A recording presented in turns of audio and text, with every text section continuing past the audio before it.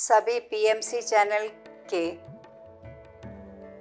प्रेक्षकों को मेरा खूब खूब आत्मवंदन।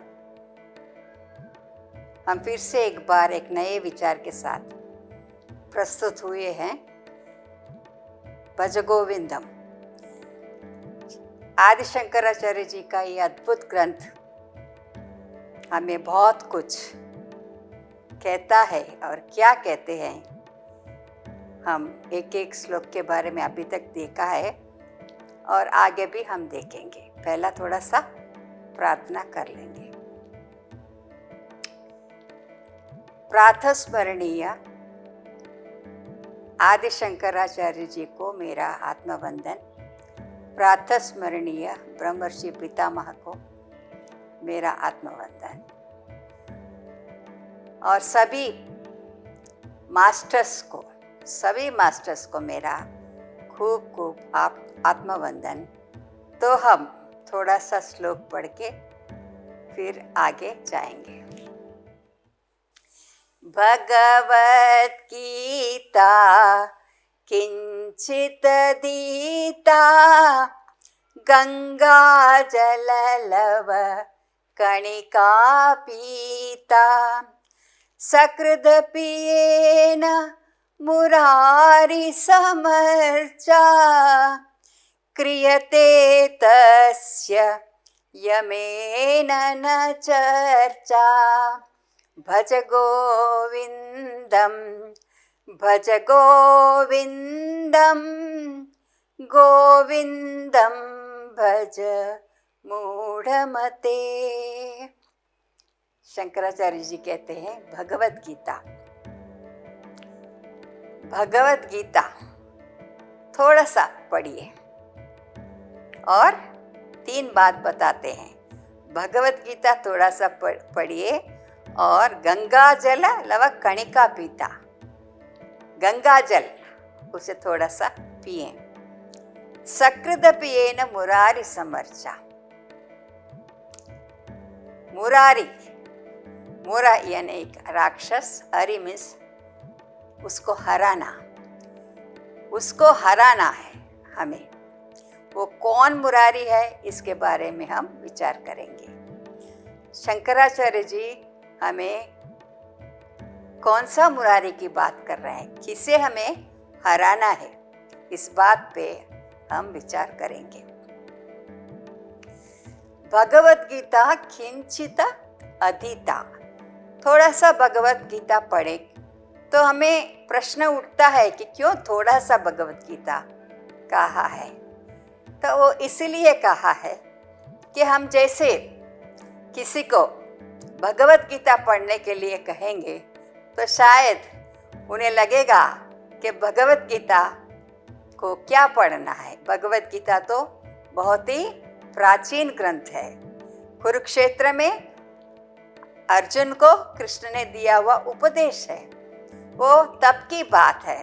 तो अब हमें भगवत गीता पढ़ के क्या करना है, इस बात को विचारते हैं। लेकिन कहते हैं कि जो अर्जुन और कृष्ण है, जो हमारे भीतर ही बैठे हैं और हमेशा हमें मार्गदर्शन देते रहते हैं, तो ऐसे लोग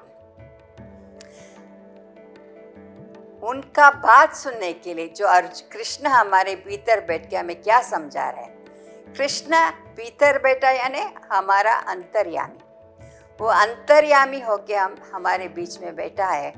और हम अर्जुन जो मूढ़मती है, मंदमती है, हमें समझाते हैं। हर एक पल, हर एक क्षण हमें मार्गदर्शन देते देते हमारे जीवन में किस तरह हमें व्यवहार करना है, इस बात को कृष्ण अर्जुन को बता रहे हैं, यानी हम सबको बता रहे हैं। तो हम सबके लिए भी भगवत गीता इतना ही महत्वपूर्ण है, क्योंकि वो हमें हर घड़ी हर क्षण, क्योंकि जीवन में सभी को संघर्ष आते रहते हैं, सुख दुख राग द्वेष, इसी में हम हमारा जीवन बिताते हैं। तो इस ऐसे जीवन में किस तरह हम, जो परिस्थिति हमारे पास आई है, उस परिस्थिति को हम कैसे निभाए, कैसे फेस करें, इस बात को हमें समझ नहीं आती है। इसीलिए ऐसे ग्रंथों को और भगवत गीता में सारे मार्ग बताए हैं। महात्मा गांधी जी को भी भगवत गीता बहुत ही प्यारी थी। वो जब भी कारागृह में रहे थे तभी भी उनके पास हमेशा भगवत गीता रहती और उन्हीं से महात्मा गांधी जी ने मार्गदर्शन लेते थे। इसीलिए उनका जीवन भी इतना सुंदर बन गया कि वो हर एक परिस्थिति में भगवत गीता के सहारा लेकर अपना खुद की मार्गदर्शन करवाते रहते हैं। तो इस तरह भगवत गीता बहुत ही प्राचीन ग्रंथ है, लेकिन नित्य नवीन है, क्योंकि कभी भी हमें भगवत गीता वो परिस्थिति को, चैलेंज को फेस करने की एक हिम्मत, एक कॉन्फिडेंस, एक मार्ग हमें बताती है। तो इसीलिए यहाँ कहते हैं भगवत गीता थोड़ा सा पढ़िए। थोड़ा सा इसलिए पढ़ना है क्योंकि भगवत गीता पढ़ते पढ़ते हमें लगता है एक अद्भुत ग्रंथ, आगे क्या कहने वाले हैं और क्या कहेंगे, कृष्ण और क्या बताएंगे, क्या मेरे लिए कुछ मार्गदर्शन होगा, इस तरह की एक जिज्ञासा बनती है। इसीलिए धीरे धीरे हम पूरा भगवत गीता को पढ़ते हैं। तो इसीलिए कहते हैं कि थोड़ा सा भगवत गीता अब पढ़िए। फिर कहते हैं गंगा जल। गंगा जल जो गौमुख से निकली हुई वो शीतल जल। गंगा जल कैसी होती है? बहुत ही शीतल और स्वच्छ, पवित्र। इसको पवित्र, बहुत पवित्र मानते हैं। हमारे देश में गंगा जल बहुत पवित्र मानते हैं और उन गंगा जल की वो शीतलता हमारे भीतर आए, हमारा मन भी गंगा जल के जैसे शीतल बने। इस तरह की प्रार्थना हम करते हैं। इसलिए गंगा जल का स्वच्छता, हम भी गंगा जल के जैसे स्वच्छ बने, पवित्र बने, इस विचार को हम में डालती है वो गंगा, शीतल गंगा, पवित्र गंगा। हमें जाते हैं वहाँ पे नहाने के लिए कि हमारे पाप धुल जाते हैं, लेकिन पाप इस तरह धुलते नहीं जब तक आपका मन शीतल, गंगा जल के जैसे शीतल, पवित्र, शुद्ध नहीं बनेगी, तब तक हम इसे मुक्ति नहीं मिलती है। इसे गंगा जल के सीख हमें मिलती है कि गंगा जल की तरह हम भी पवित्र बने। इसीलिए आदि शंकराचार्य जी हमें कहते हैं भगवत गीता थोड़ा पढ़िए और गंगा जल कणिका पीता, एक बिंदु गंगा जल भी इनफ है। एक बिंदु गंगा जल हम पीते हैं। इसीलिए हम देखते हैं गंगा जल को लोग हरिद्वार या ऋषिकेश और गौमुख वहाँ पे जाके वो शीतल जल को हमें घर ले आते हैं, क्योंकि वो पवित्र है। हर एक पवित्र कार्य में इस गंगा जल को हम लेते हैं और गंगा जल के साथ हम पवित्रता को देखते हैं। तो गंगा जल से भगवान की मूर्तियाँ भी, मंदिर में भी मूर्तियाँ गंगा जल से नहलाते हैं और उसी गंगा जल को हम एक प्रसाद, एक तीर्थ, उसको तीर्थ बोलते हैं, और तीर्थ एक बिंदु उस जल को पिएंगे तो हमें एक स्वच्छता की अनुभूति होती है। इस तरह हम जब मंदिर में जाते हैं और कहीं भी जाते हैं, कहीं भी कोई भी मूर्ति हो, तो उसमें हम इस पवित्रता को देखते हैं। और ये मूर्ति में जो बैठा हुआ भगवान है वो कोई और नहीं है, वो मैं ही हूँ। मैं ही वह मूर्ति पे विराजमान हूँ। इस तरह की हमें सीख देती, इस तरह की हमें विचार देती है ये गंगा जल। और हम जाते हैं तो मंदिर में भी जब घंटनाद होती है तो घंटनाद क्या करती है? घंटनाद करने से वो जो नाद है ना, उसका वाइब्रेशंस पूरा मंदिर में फैल जाती है। एक मन जो हमारा दुनियावी विषयों में से दूर होकर उस घंटनाद में हमारा मन निर्मल होता है। उस घंटनाद से हमारी मन का विचार वहीं पे वहीं रुक जाते हैं। नेगेटिव थॉट्स जो हमारे नकारात्मक विचार जो मन में आते हैं वो दूर होकर एक पॉजिटिव वाइब्रेशन हमारे में आती है। इसीलिए कंठनाद की बहुत ही महिमा है। हम देखेंगे तो टिबेटन बोल्स होते हैं ना, वहाँ पे भी हम क्या करते हैं, वो नाद करते हैं। उसे उस बॉल को हम, वो पंचधातु से बना हुआ बॉल को हम मारने से, ऐसा लगाने से, तो या ऐसा घुमाने से लकड़ी, वहाँ से एक तरंग निकलती है। वो तरंग धीरे धीरे धीरे धीरे धीरे कम होती जाती है और वो तरंग जहाँ तक जाती है वहाँ तक हम सुन के फिर मौन हो जाती है।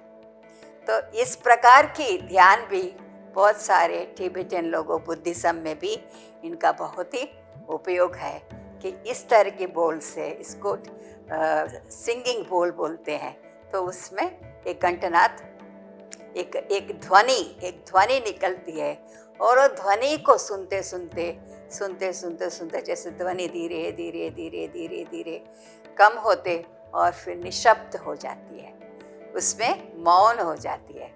तो उस मौन में हमें स्थित होना है। इसी प्रकार के कंठनाद भी हमें उसी प्रकार के वाइब्रेशन देती है। तो इस तरह हम जाते हैं मंदिर में और ज्योति का दर्शन जैसे हम करते हैं, गंगा में भी ज्योति का आरती होती है तो ज्योति का दर्शन हम करते हैं। वो ज्योत क्या है? वो ज्योत जो बाहर हम देख रहे हैं वो वही ज्योत हमारे भीतर भी है, तो उस कनेक्टिविटी को बनाती है। वो ज्योत और मैं मुझ में जो ज्योत है सब एक ही है। इस तरह की बहुत ही सुंदर हमारे दर्शन में, हमारे हिंदुस्तान में इस तरह के विचार, ये सब विचार क्या है? ये विचार जो है जो हमें भीतर ले जाते हैं, सत्य की पहचान करवाते हैं। इसीलिए ये सब प्रतीकात्मक है, इनसे हम कुछ सीख पाते हैं। इसी तरह आदि शंकराचार्य जी गंगा जल की बात करते हैं।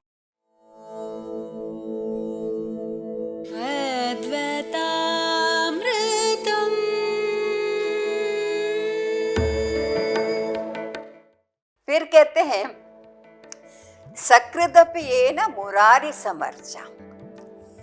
मुरा अरि, मुरा एक राक्षस और अरि मीन्स उसे नाश करना। तो हमारे भीतर बैठे हुए वो राक्षस कौन है? हमारे भीतर बैठे हुए जो नकारात्मक विचार है, उसे हमें मारना है, वासनाओं को मारना है और अहंकार जो बैठा है मिटाएंगे तो फिर हमारे और उस प्रभु में कोई भी फर्क नहीं है। हम वही है जो हम जहाँ से हम आए थे वहीं चले जाना है। तो लास्ट में बोलते हैं क्रियते तस्य यमेन न चर्चा। जो ऐसा वासनाओं को मार दिया, जो ऐसा भीतर अहंकार को मार दिया, तो उसे क्या मृत्यु की डर होगी? नहीं होगी, क्योंकि वो जीते जी मृत्यु को समझ लिया है। इसलिए वो अभी यम भी आए हमें लेने के तो उसे कोई डर नहीं होती, कोई भी बीक नहीं होती, क्योंकि उसे पता लग जाता है कि यह शरीर जो है ये अनित्य है, ये शरीर अनित्य है। अगर ये शरीर हम छोड़ेंगे तो दूसरा शरीर मिलेगा और हमारी प्रगति होती जाएगी। तो इसलिए वो समझता है कि जो भी शरीर छोड़ने के बाद मैं जहाँ भी जाऊँ फिर एक नया शरीर लेके आ सकता हूँ। नया शरीर के साथ मेरी जो यात्रा है, यात्रा आगे बढ़ सकती है। इसीलिए ये शरीर छूटने का डर जो सब में बैठा हुआ है कि मेरा शरीर छूट जाएगा तो क्या होगा, मेरा ऐसा सगा संबंधी, मेरा ये धन दौलत, मेरी मान प्रतिष्ठा सब कुछ छूट जाएगी। मैं कहाँ जा रहा हूँ मुझे पता नहीं है, unknown, we are going to an unknown place. So इस अननोन जगह की जो डर है ना, वो हमें सताती है। तो हमें पता लगता है कि नहीं, ये अननोन जगत कोई और कुछ नहीं है, वो मैं ही हूँ। मैं जब ये शरीर छोड़ के जाता हूँ तो उसी में मैं समा जाता हूँ। किधर समा जाता हूँ? वो आत्मा में समा जाती है। इस प्रकार की ज्ञान होने से हमें मृत्यु के भी डर नहीं लगती, इसीलिए मृत्यु भी आराम से हम जी सकेंगे। तो इस तरह के भाव से ये बहुत ही सुंदर श्लोक आदि शंकराचार्य जी ने प्रस्तुत किए, और इसमें से बहुत कुछ सीखना है। और मृत्यु से घबराना नहीं है। मृत्यु से घबराना छोड़कर हमें इन संसार से, इन अहंकार से, इन वासनाओं से जीते जी वासनाओं को भी नष्ट करना होता है ना। वासना को नष्ट करते करते आराम से, आनंद से, सोच के कि इस परिस्थिति मेरे पास आई है तो मुझे कुछ सिखाने के लिए आई है, इस भाव से हर एक परिस्थिति को फेस करते करते हम निडर होकर, हमें अभिमान छोड़कर, फिर हम मृत्यु से डरना भी बंद हो जाती है। मृत्यु से अभी हमें डर नहीं लगता। शरीर छूट भी जाएगा तो कृष्ण कहते हैं ना अर्जुन को, वासांसि जीर्णानि यथा विहाय नवानि गृह्णाति नरोपराणि। तो क्यों डरता है? अगर शरीर भी छूट भी गया तो क्या हुआ? जैसे कपड़ा, हमारा वस्त्र जो पुराना जीर्ण हीर्ण हो गए हमारे वस्त्र, उसे हम छोड़ देते हैं, इसी तरह हमारा शरीर भी छोड़ के हमें दूसरा नया शरीर लेने का है। किसको अच्छा नहीं लगता नया कपड़ा पहनने के लिए? सभी लोग आतुरता से देखते हैं कि जब कपड़ा जीर्ण हो गया तो कब हम नया कपड़ा लेके आएंगे। इसी तरह ये शरीर अगर जीर्ण हो गया तो इस शरीर को छोड़ के हम नया शरीर हमें मिलेगा। इस आनंद से, इस जिज्ञासा से, इस एक तृप्ति से, आत्मतृप्ति से हमें मृत्यु से डरना नहीं चाहिए।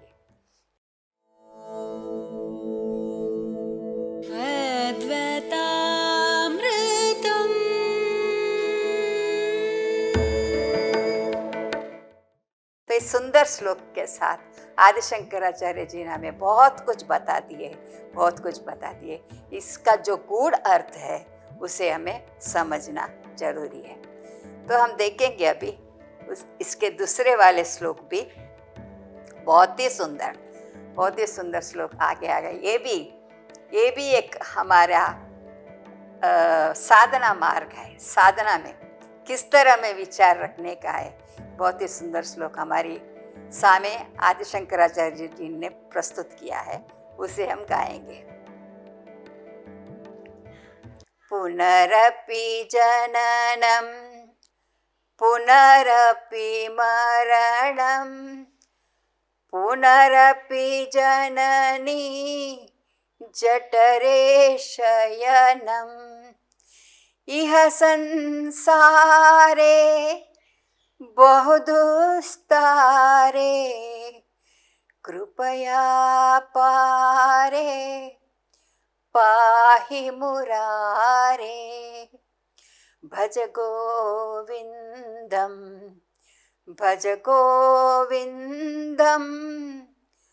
गोविंदम भज मूढ़मते। बहुत ही सुंदर श्लोक आदि शंकराचार्य जी ने हमारे जीवन की एक नग्न सत्य बता दिया है। और कहते हैं कि ये जो जन्म मरण की चक्र है ना, पुनरपि जननम पुनरपि मरणम, फिर से जन्म लेना, फिर से शरीर छोड़ देना, फिर से जन्म लेना, फिर से शरीर छोड़ देना, एक नया शरीर लेना, ये सब चक्र निरंतर चल रहा है। हर एक चीज़ बदल रही है, हर एक चीज़ का मृत्यु हो जाती है, हर एक चीज़ फिर से जन्म लेती है। कब तक? जब तक वो समझ ना ले कि मेरा ये चक्र से अलग हो जाऊं और उस योग में स्थित हो जाऊं, उस ब्रह्म स्वरूप में स्थित हो जाऊं, तब तक ये चक्र चलता ही रहता है। हर एक चीज़ की चक्र, ये यही जीवन का सत्यता है। तो इस सत्य को समझकर ये चक्र में से कैसे मैं दूर हूँ, क्योंकि कहते हैं मानव जन्म अति दुर्लभ है, अति दुर्लभ है। बहुत ही जन्म के बाद जब पुण्य का फल हमें मिला है, तभी ऐसी शरीर हमें मिलती है। क्यों? ऐसे शरीर में क्या खासियत है? सभी को शरीर तो मिलता है, जानवर को भी शरीर मिलता है, पक्षियों को भी शरीर मिलता है, हमें भी मिला है, नहीं, लेकिन वो शरीर जो उन्हें मिला है उसे भोग योनि कहते हैं। भोग योनि, भोग करने के लिए ये सब शरीर, दूसरा शरीर मिला है। वहाँ पे जो जीव है, जो भी उसने पूर्व में किया हुआ जो कर्म है, उसका फल भोगने के लिए केवल मात्र जन्म लेते हैं। वहाँ पे उसे कर्म करने का अधिकार नहीं है। कर्म करते हैं, खाते पीते सोते हैं, बस इसके सिवा उसे कुछ और सोचने का वहाँ पे कैपेसिटी नहीं है, वहाँ पे उपलब्धि नहीं है। मनुष्य जन्म में एक दैवी गुण है। मनुष्य जन्म में ऐसा बुद्धि दिए, बुद्धि योग, कृष्ण कहते हैं ना, मैं बुद्धि योग देता हूँ मनुष्य को कि वो सोच सके। केवल मनुष्य जन्म, देवताओं को भी इस तरह की शरीर नहीं मिलती है जहाँ पे वो ये बुद्धि योग से अपना कर्मों को काटेंगे और नया कर्म करेंगे। लेकिन केवल मनुष्य जन्म ये कर्म भूमि है। ये मनुष्य जन्म मात्र, मनुष्य मात्र इस बुद्धि योग से ये समझ सकेंगे कि मुझे इस चक्र में से कैसे छूटना है। लेकिन मनुष्य भी भूल जाता है कि मैं किस लिए इस शरीर में आया हूँ। वो भूल जाता है, क्योंकि ये जगत की जो चमक दमक है उसी में वो खो जाता है और भूल जाता है कि मैं किस लिए इस मनुष्य जन्म मुझे मिला है, मेरा कर्तव्य क्या है, मेरा लक्ष्य क्या है। इस चीज़ को भूलकर वो इसी चक्र में भटकता रहता है। इसीलिए शंकराचार्य जी कहते हैं, पुनरपि जननम पुनरपि मरणम पुनरपि जननी जठरे शयनम।